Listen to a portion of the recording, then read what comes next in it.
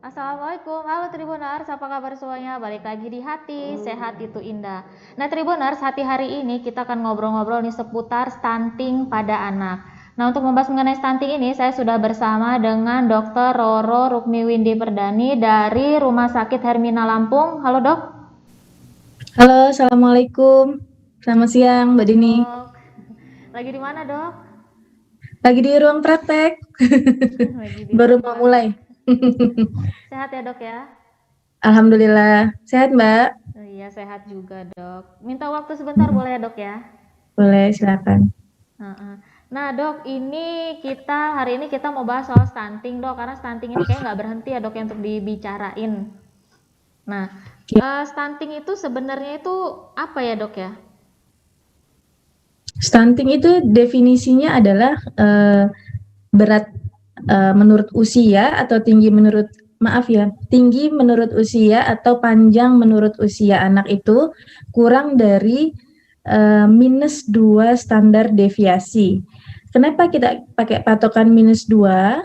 Karena tinggi normal anak itu kalau berdasarkan usia adalah lebih dari -2 sampai +2 standar deviasi. Apa itu artinya -2 atau +2 standar deviasi adalah suatu standar yang kita acu dari kurva WHO. Jadi WHO punya kurva sendiri untuk tinggi menurut usia anak 0 sampai 5 tahun. Jadi setelah dilakukan pengukuran, kita harus memasukkan hasilnya itu ke dalam kurva. Nah, kalau titiknya itu ya, tinggi menurut usianya itu kurang dari -2 standar deviasi, itu yang dikategorikan stunting. Nah, yang syarat kedua adalah penyebabnya itu karena masalah gizi. Kenapa? Karena ternyata bisa juga tinggi menurut umur kurang dari -2 standar deviasi disebabkan oleh masalah lain seperti kekurangan misalnya kelainan atau sindrom tertentu ya, seperti sindrom Turner seperti itu ya. Atau misalnya ada kelainan tulang ya, sehingga tulangnya itu pendek-pendek ya. Nah, itu tidak termasuk ke dalam stunting. Jadi yang dimaksud stunting ini definisinya harus memenuhi 2 kriteria. Yang pertama, kalau di plotting pada kurva WHO kurang tinggi menurut umur atau panjang menurut umur itu kurang dari -2 standar deviasi. Yang kedua adalah penyebabnya karena masalah gizi yang kurang, gitu.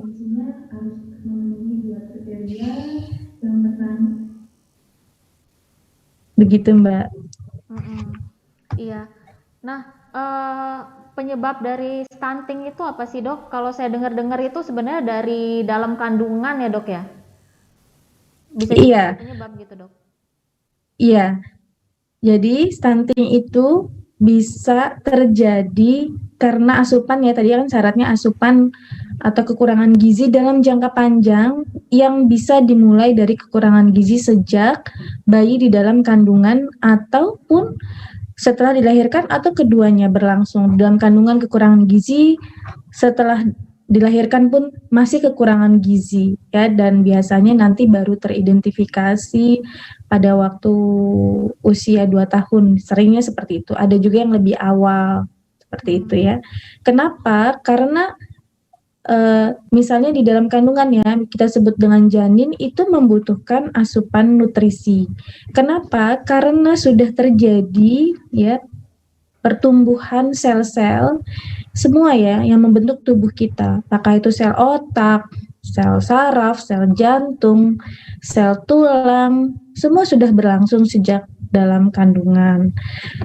Yang mana proses ini nanti berlanjut setelah dilahirkan. Pertumbuhan otak kita tahu bahwa mencapai yang yang sangat pesatnya itu adalah sampai usia 2 tahun ya. Nah, kita kenal dari dalam kandungan sampai dilahirkan sampai usia 2 tahun ini kita kenal dengan 1000 hari pertama kehidupan ya, yang sangat menentukan masa depan seorang anak gitu. Nah, jadi kalau asupannya yang kurang sejak dalam kandungan maupun setelah dilahirkan, itu adalah penyebab atau berbagai faktor yang bisa menyebabkan stunting Dari mana asupan kurang? Misalnya asupan kalau dalam kandungan, misalnya asupan dari ibu ya yang sedang hamil itu memang kurang.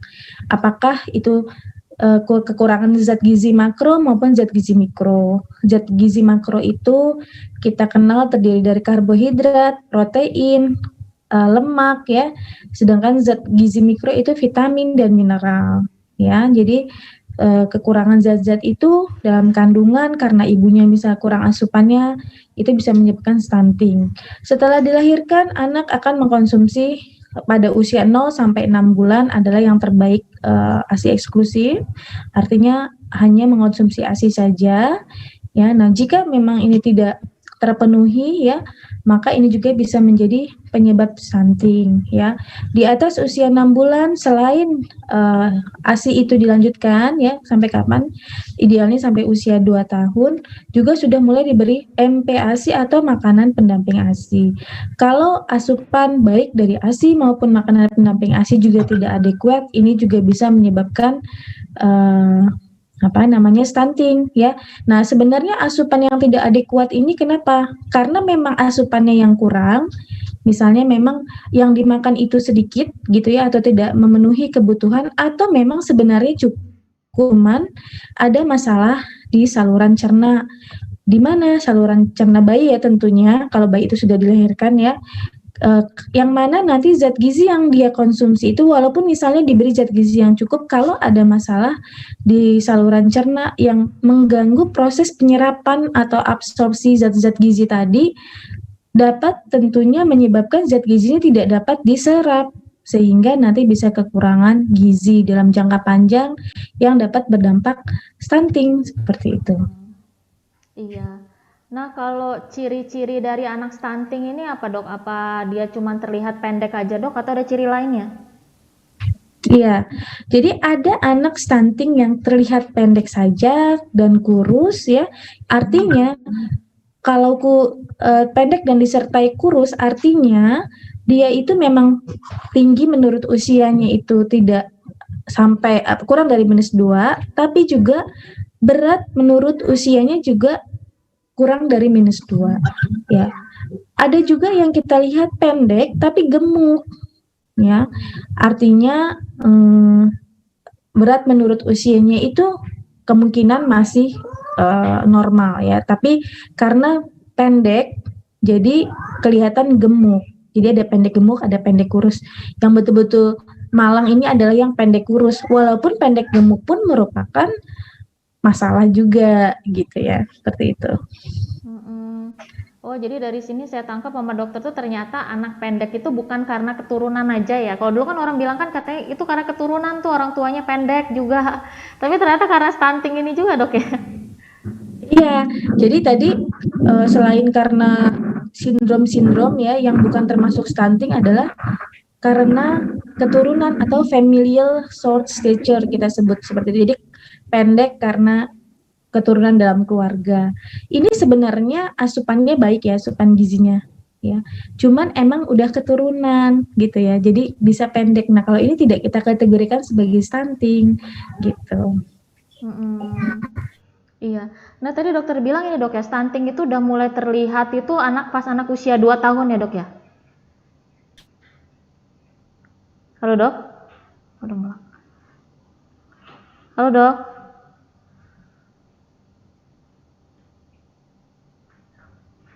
Ngelak deh ya.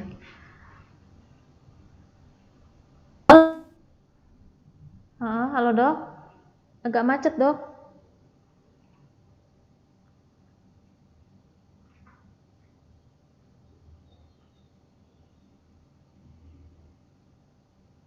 Dokter? Sinyalnya.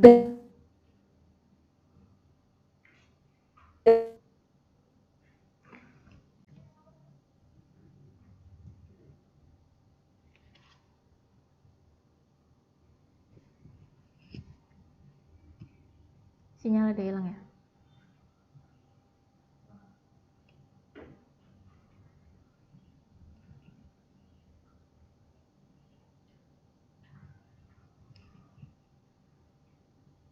Masih terhubung nggak dia? Putus ya.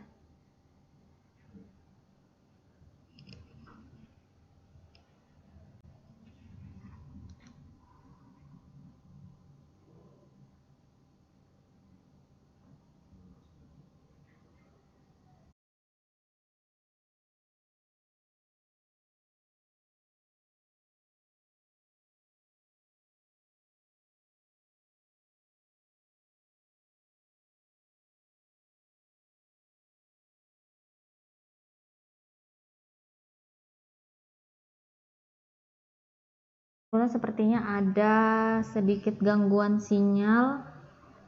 Dokternya lagi coba untuk masuk lagi.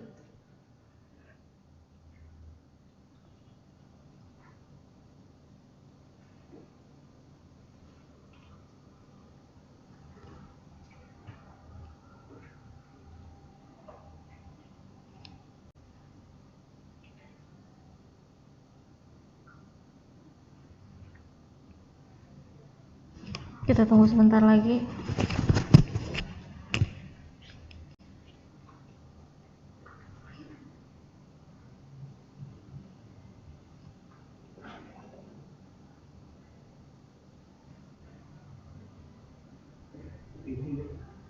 Ya.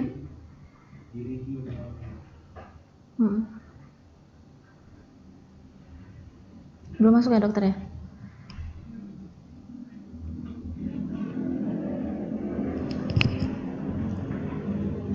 Ini sepertinya jaringannya kurang bagus di sini.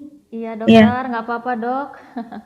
Iya, pindah ya dok ya. Padahal di sininya tersambung tapi kok tiba-tiba hilang.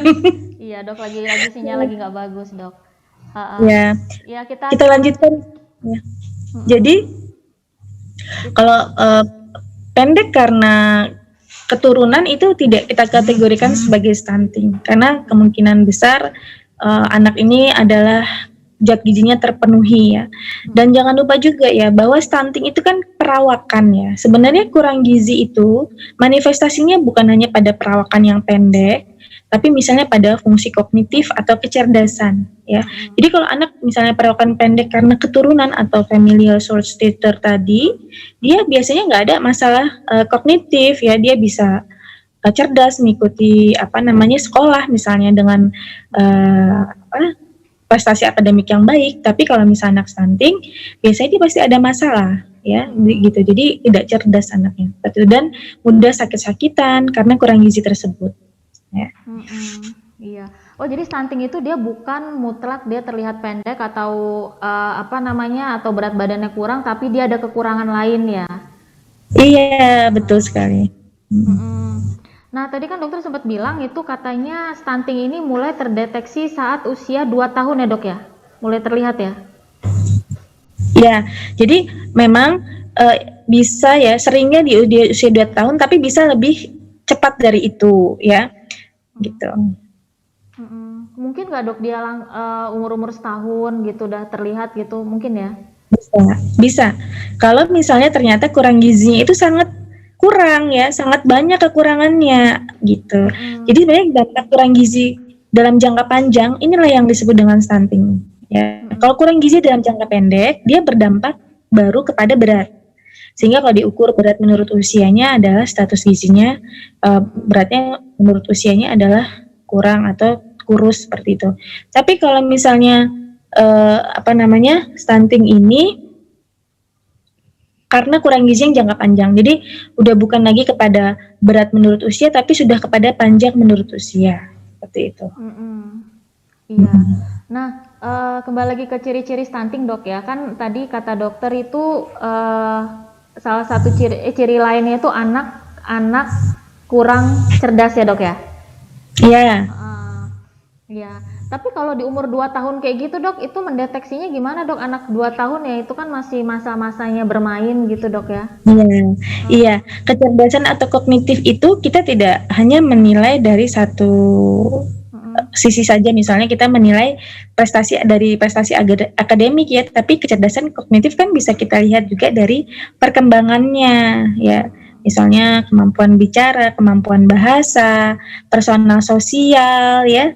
Nah, itu bisa kalau misalnya kita lihat dari kemampuan bahasa, misalnya ada keterlambatan bicara atau bahasa, gangguan bahasa. Nah, itu juga bisa merupakan salah satu dampak yang disebabkan oleh kurang gizi jangka panjang selain stunting gitu. Jadi mungkin orang tua juga perlu mewaspadai bahwa jangan hanya khawatir kalau kurang gizi jangka panjang ini anaknya jadi pendek, tapi juga khawatir fungsi kognitifnya terganggu ya, atau tidak optimal seperti itu. Nah, ini juga justru waspada karena kan biasanya orang tua pengen ya anaknya cerdas, sehat, nanti kalau besar bisa masuk bisa sekolah dengan prestasi akademik yang baik, diterima di sekolah yang baik, sampai lanjut kuliah, sampai kerja gitu ya. Jangan lupa stunting ini ternyata bukan kurang gizi jangka panjang ini ternyata bukan berdampak pada hanya menjadi pendek, tapi terganggunya fungsi-fungsi ini nanti terancam seperti itu. Nah, ini justru mungkin kita juga sebagai orang tua harus lebih waspada justru ke dampak yang seperti ini gitu. Iya. Terus tadi juga kata dokter itu anak ini mudah sakit-sakitan ya dok ya? Berarti dia imunitasnya nggak ada ya dok ya? Ya, jadi imunitasnya itu ya kalau bukan tidak ada tapi tidak baik ya terbentuk karena kita tahu bahwa imunitas seseorang sangat dipengaruhi oleh zat gizi yang dikonsumsi orang tersebut atau dalam hal ini anak. Jadi kalau misalnya anak-anak kurang zat gizi, kognitif terganggu, pendek, gampang sakit-sakitan, ya karena apa? Ya karena imunitasnya tidak baik seperti itu, ya. Iya. Sakit apa sih dok yang paling sering diderita anak stunting ini? Apa masih sakit-sakit yang ringan? Mungkin kayak batuk, flu, pilek gitu?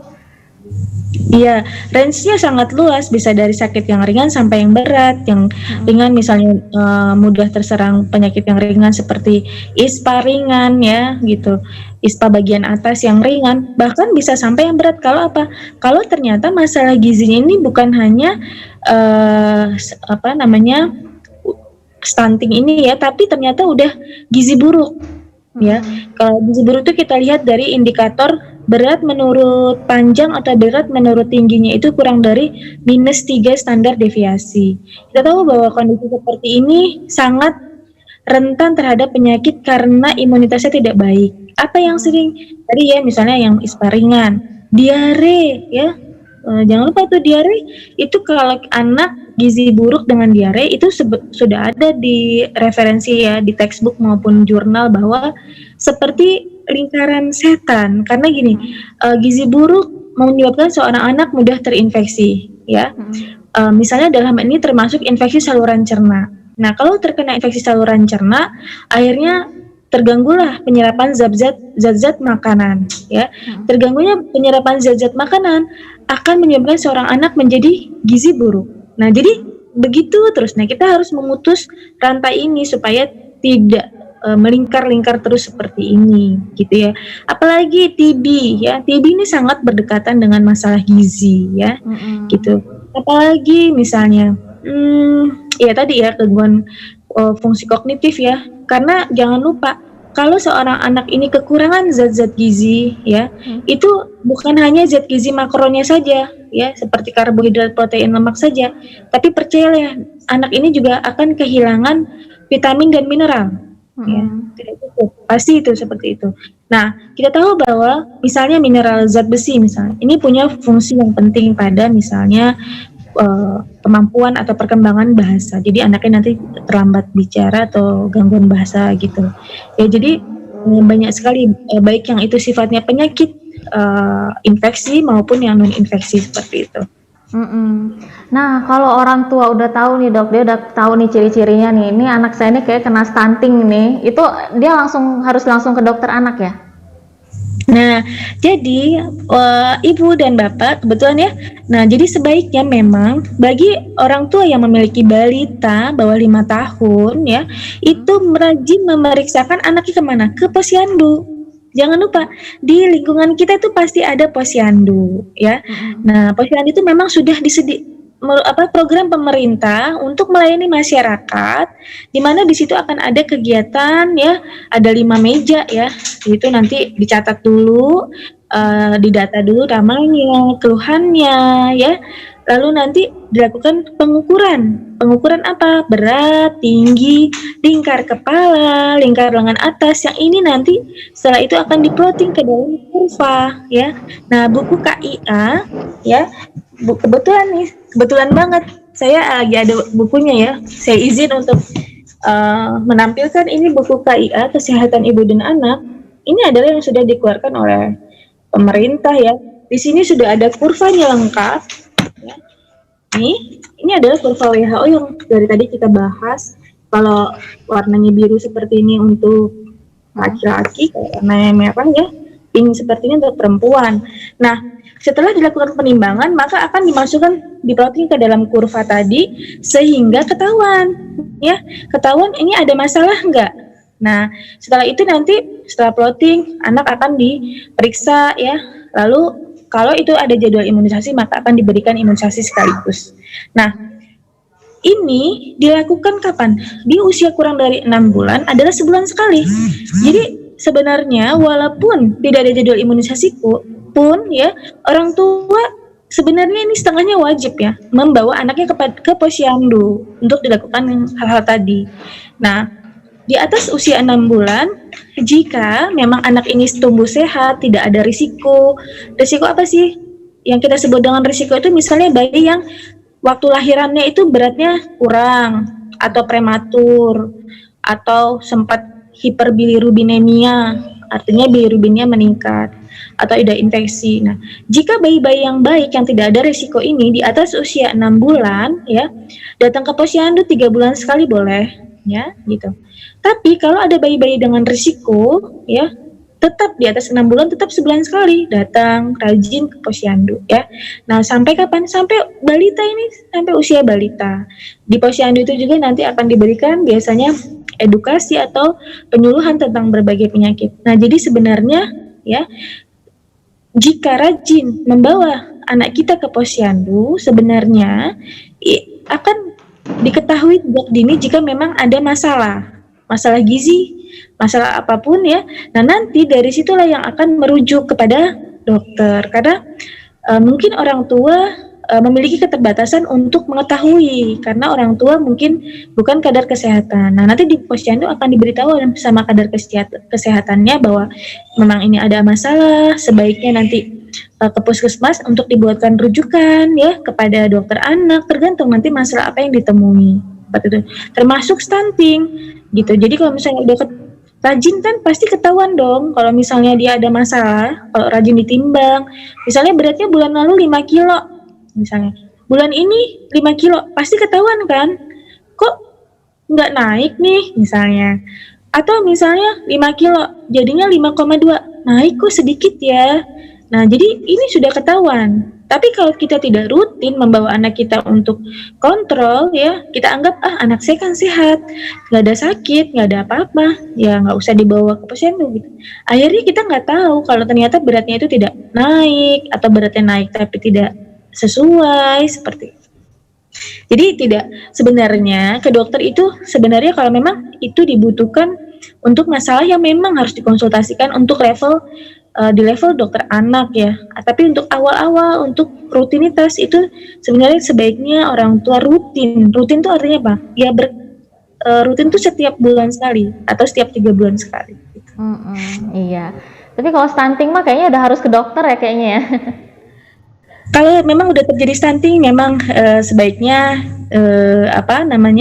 dikonsultasikan ke dokter anak ya. Iya. Nah, kalau dokter sendiri ketemu dengan pasien stunting, itu dokter gimana yang dokter lakukan?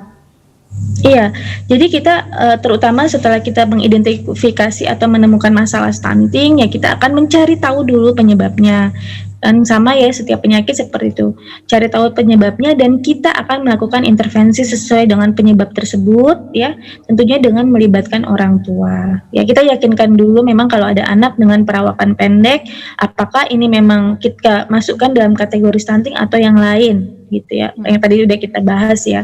Nah, kalau memang ini murni stunting kan adalah masalah gizi ya.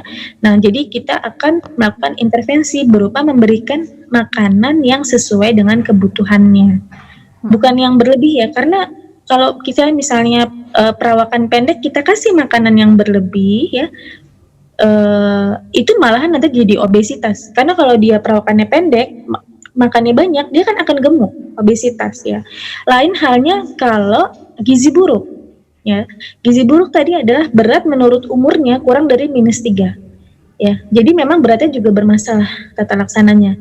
Ini kita berikan asupan untuk anak gizi buruk, memang kebutuhan itu akan lebih banyak daripada anak yang normal dengan usia yang sama, seperti itu. Tapi kalau anak stunting, asupannya adalah kita kembalikan ke sesuai dengan kebutuhan harian atau recommended daily allowance-nya gitu. Misalnya saya ambil contoh untuk usia 1 tahun ya, kebutuhan kalorinya adalah 100 ya, sampai 100 kilokalori per kilogram per hari. Nah, jadi kalau beratnya 10 kilo misalnya anak 1 tahun, ya kita kasih 1000 kilokalori walaupun dia ini perawakannya pendek, nggak kita kasih yang berlebih. Tapi kalau anak dengan masalah gizi buruk, misalnya usia 10 tahun ya, dia perawakannya pendek, cuman ya 65 cm misalnya panjangnya gitu ya, lalu beratnya hanya 6,5 kilo misalnya, ya ini kita akan kasih kebutuhan kalorinya bukan 100 lagi, tapi kita mulai dari 150 kilokalori per kilo per hari dan akan naik terus sampai 200. Jadi hati-hati jika memang kita menemukan anak dengan perawakan pendek dan kita identifikasi ini adalah sebagai stunting ya, bukan karena penyebab yang lain, kita jangan bernafsu untuk memberikan kalori yang berlebihan juga gitu ya, yang sesuai dengan RDA-nya saja gitu. Iya. Selain itu dokter ngasih juga nggak dok mungkin kayak vitamin gitu? Iya, ingat ya tadi saya udah bilang bahwa stunting ya atau kekurangan gizi itu kita tidak melulu berpikir karbohidrat, protein, lemak saja, tapi vitamin dan mineral ini pun pasti menyertai ya. Jadi boleh kita berikan vitamin dan mineral dengan dosis suplementasi, tapi perlu diingat juga tidak ada vitamin nafsu makan ya. Artinya bukan tujuannya untuk nafsu makan, tapi adalah tujuannya untuk ya mencukupi kebutuhan yang tidak tercukupi dari makanan. Jika nanti ternyata anak ini asupannya sudah baik ya, makannya sudah cukup sesuai dengan RDA-nya, kita nggak apa, kita stop ya, vitamin dan mineralnya boleh kita stop. Iya. Nah itu setelah dokter lakukan itu tuh stuntingnya itu udah benar-benar bisa teratasi ya dok ya? Selesai gitu ya stuntingnya? Iya, jadi mudah-mudahan kalau itu tidak terlalu jauh kekurangannya ya, maksudnya tidak terlalu banyak ya, kan di bawah -2 standar deviasi itu bisa -2,1, -2,2, -3 ya. Nah asal tidak terlalu jauh, insya Allah kita bisa mengejar ya, bisa mengejar. Apalagi jika memang ini masih di masa pertumbuhan yang cepat, yang awal-awal, seperti misalnya usia kurang dari setahun, 1-2 tahun, tentunya ini akan lebih baik mengejarnya daripada usia-usia yang lebih besar lagi, gitu. Itu karena kenapa? Karena pertumbuhannya itu lebih cepat ya. Seorang anak tuh mengalami pertumbuhan cepat kan di usia kurang dari setahun ya, pertumbuhan tingginya ya. Nah nanti mulai landai lagi kurvanya ya, terus nanti mulai cepat lagi pas pubertas gitu. Jadi kalau misalnya kita terlambat tuh misalnya baru ketahuan usia 3 tahun, 4 tahun, 5 tahun itu udah terlambat ya gitu. Karena percepatannya tadi ingat, kecepatannya itu cepat di bawah setahun tadi kan. Gitu. Jadi kita tinggal menunggu saja, tapi tetap dipenuhi kebutuhan zat gizinya tentunya sesuai dengan RDA-nya. Cuman kita menunggu untuk percepatan pertumbuhan lagi ya, pertumbuhan tingginya ini nanti di waktu pubertas seperti itu. Tapi berapa lama sih dok stunting ini bisa teratasi? Apa sulit diprediksi ya? Sulit karena identifikasi juga kita masih bergelut di deteksi dini ya, masih bergelut di situ, mendeteksi berapa jumlah stunting seperti itu, lalu ditangani. Jadi selama kita ini belum rajin, belum rutin ya membawa anak kita ke posyandu, karena kan data stunting itu didapat dari layanan kesehatan ya. Nah, layanan kesehatan itu yang milik pemerintah adalah posyandu ya, puskesmas seperti itu. Atau misalnya di rumah sakit ya, atau misalnya di rumah sakit swasta. Tapi kan yang utamanya adalah yang punya pemerintah ya. Gitu. Nah, jadi sama kita tidak rutin, akhirnya kan data itu menjadi tidak akurat, ya tidak menggambarkan yang sebenarnya.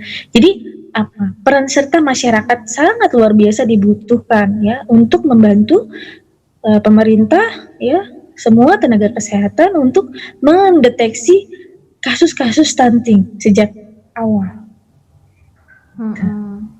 Iya. Tapi kita tidak boleh kita Mm-mm.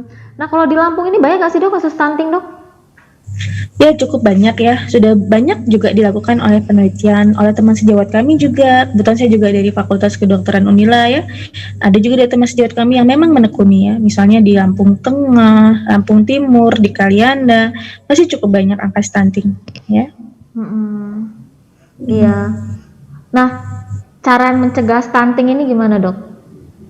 Iya, karena kita tahu bahwa stunting adalah penyebabnya adalah asupan yang kurang, tentunya jangan sampai asupannya kurang. Ya, dari kapan? Bahkan dari dalam kandungan, ibu hamil rajin ya melakukan antenatal care ya atau kontrol rutin ya selama kehamilan di mana? Boleh di ibu bidan, boleh di puskesmas, posyandu ibu hamil juga ada ya, boleh di dokter kandungan ya, supaya nanti dikasih tahu bahwa kebutuhannya untuk makan tuh berapa kalori sampai kepada ukuran rumah tangga. Misalnya, oh sekian kalori itu misalnya makan 3 kali sehari dengan jumlah berapa, kalau makan daging berapa, kalau makan daging ayam berapa, makan ikan berapa, misalnya buah, bahkan juga disuplementasi ya, atau diberikan tambahan zat besi dan asam folat ya, supaya mencegah kekurangan gizi pada ibu tersebut. Kenapa? Kalau ibunya kurang gizi, anaknya juga kan bisa kurang gizi ya yang dikandung ibunya. Nah, kalau udah lahir tadi ya kita berikan asupan sesuai kebutuhannya. Kalau usia 0 sampai 6 bulan ya kita kasih ASI eksklusif, kecuali atas indikasi medis memang tidak memungkinkan diberi ASI eksklusif ya kita boleh menggunakan pengganti ASI, atau kalau di boleh juga sebenarnya sebelum kita menggunakan pengganti ASI kita boleh menggunakan ASI donor ya gitu. Kalau tidak ada juga baru pengganti ASI yang kebutuhannya sesuai. Sesuai itu misalnya gimana? Misalnya ya saya ambil contoh untuk usia 1 bulan misalnya ya, maksimal ya paling lama maksudnya itu tiap 2 jam dia harus minum. Boleh nggak sebelum 2 jam? Ya sangat boleh, kan itu maksimalnya ya. Misalnya sejam sekali atau kurang dari sejam sekali udah mau minum silakan ya, ASI misalnya minum on demand ya sesuai kebutuhannya bayi, keinginannya bayi seperti itu ya gitu. Nah kita juga harus mengenali tanda-tanda kecukupan ASI misalnya. Apa itu? Buang air kecil yang sering, buang air besar yang sering ya. Jadi anak minum ASI eksklusif itu buang air besarnya bisa loh sampai 6 kali 8 kali, itu bukan diare ya gitu. Terus beratnya naik dengan adekuat atau dengan sesuai dengan kurva. Bagaimana kita bisa tahu? Ya harus diukur berapa sebulan sekali. Kita nggak bisa tahu ya kalau misalnya kita nggak ukur ya. Kalau di atas usia 6 bulan, kita udah mulai kasih makanan pendamping ASI. Komposisinya apa? Jangan lupa komposisi harus 5. Mungkin ada ya sekarang tren 4 bintang, 5 bintang. Ya, kita tidak usah menggunakan istilah itu sebaiknya ya. Yang penting adalah yang kita berikan kepada anak kita itu komposisinya lengkap. Lengkap itu apa? Karbohidrat, protein, lemak, vitamin, mineral. Ya, jadi setiap kali makan ada itu. Gitu ya. Nah, jadi mau yang orang bilang 4 bintang, 5 bintang, intinya ada 5 itu ya. Nah, gitu. Jadi penuhilah kebutuhan gizi anak kita. Iya. Oke dok, sebelum saya tutup ada yang mau dokter sampaikan dok? Iya, mungkin sebagai penutup ya, ayo ayah bunda ya, bapak ibu, kita sehendaknya ya mencegah stunting ya dengan mulai dari diri kita sendiri dengan memberikan ya asupan yang sesuai ya dengan kebutuhan balita kita, dan juga rajin ya membawa balita kita untuk dilakukan pengukuran, boleh di posyandu, di puskesmas, ataupun di fasilitas kesehatan yang lain ya, secara rutin sebulan sekali atau 3 bulan sekali kalau untuk di atas usia 6 bulan. Ya, apa itu yang diukur? Yaitu berat badan, tinggi badan, ya, lingkar kepala dan lingkar lengan atas, ya. Sehingga jika memang ada masalah, semoga cepat terdeteksi dan dapat dilakukan intervensi segera. Iya. Oke Dokter Roro, terima kasih banyak ya Dokter Roro atas waktunya dok. Saya juga terima kasih Mbak. Ya, maaf sudah mengganggu prakteknya lagi. Enggak apa-apa, enggak. Oke. Terima kasih banyak ya dok ya atas waktunya dok. Ya, assalamualaikum warahmatullahi wabarakatuh. Selamat siang. Selamat siang. Oke Tribuners, itu tadi obrolan kita bareng dengan Dokter Roro. Sampai jumpa di hati berikutnya. Assalamualaikum.